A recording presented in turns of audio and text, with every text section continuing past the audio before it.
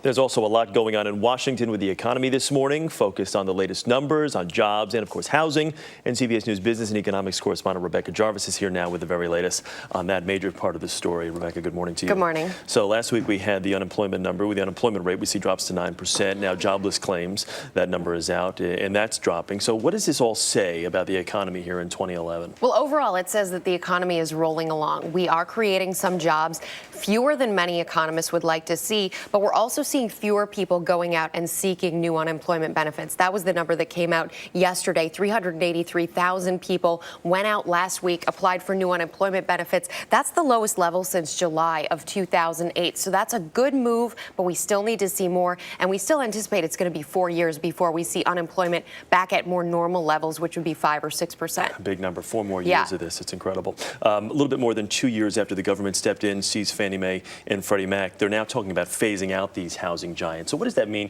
for people? There's so many people who have mortgages are involved with this. What does it say to mortgages now? Okay, well, take a step back and say, who are Fannie and Freddie? Fannie and Freddie own about half the mortgages in this country. That's about $5 trillion in mortgages.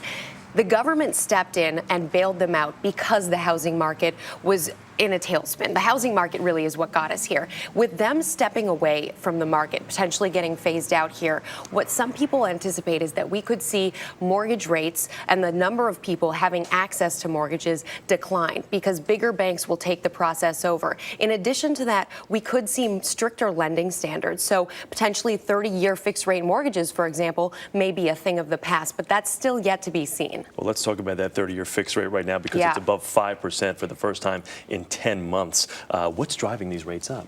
Well, what you really have to think about is what the driver is for mortgage rates. In general, the driver for mortgage rates is the yield on the 10-year Treasury. The more expensive it is to borrow for our government, the more expensive it is for you and I to borrow for our mortgages. And that's what we're seeing drive it up, inflation and expectations for the future. As far as the impact, though, that it's having on the housing market, what would that be? Well, it gets more expensive to buy a home when mortgages get more expensive. Analysts see it costing you about 10% more to buy a house when mortgage rates go up just 1%. So the more expensive mortgage rates are, the more expensive housing becomes, and the less people are interested in buying housing. And there's still so much inventory out there. There is. Rebecca Jarvis, thank you. Thanks.